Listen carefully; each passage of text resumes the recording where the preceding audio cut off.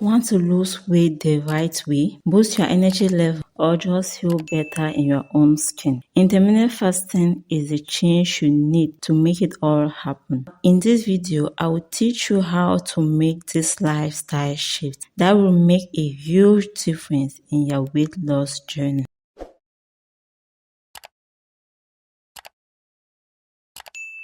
If it's not a diet, no, it is not a diet. You heard me right. It is not a diet. If it's an eating pattern, it is focused on when you eat rather than what you eat. It has two periods where you eat, called the eating window, and periods where you don't eat, called the fasting window. During your fasting window, you can only have calorie-free meals. What this basically means is you can't have any kind of food during this period. However, during your eating window, you can indulge in your favorite foods and snacks, but try applying the 0-1-2 rule to whatever plan you are using. What this rule implies is eat your last meal 3 hours before bed. The reason is your body needs time to digest the food, to lower blood sugar level and lower insulin level. All this helps to promote weight management and improve sleep quality.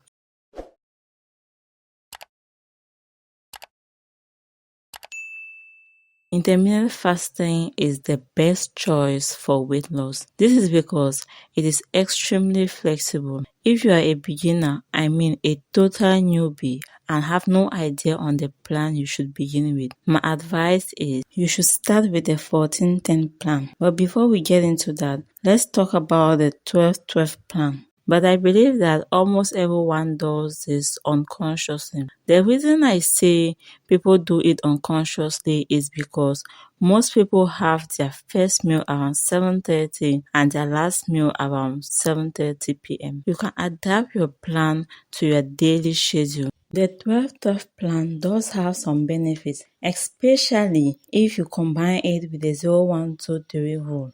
Now back to the 14-10 plan. I know 14 hours fasting sounds pretty challenging for a beginner like you, but you'll probably be sleeping for 7 to 8 hours. And if you stop eating 3 hours before bed, that makes 10 to 11 hours already. You just have to hold on for 3 to 4 hours after waking up. So you see, it's not that bad. As someone who has a 9 to 5 job, breakfast at 10 a.m., lunch at 3 p.m., and dinner at 7:30, still making sure that by 8 p.m. you are done with your last meal. So you see, it is pretty flexible. You can play around with it according to your daily schedule.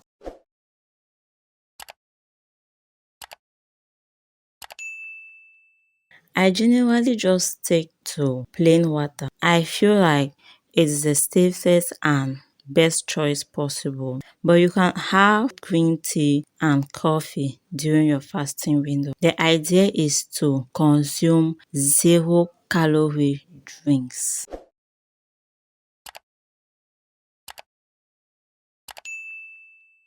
How you break your fast is very important because it determines whether you get the full benefits of the fast or just half of the benefits of the fast. Now, try as much as possible to break your fast with foods high in protein and healthy fats. Example of foods high in healthy fat and protein are avocados and eggs.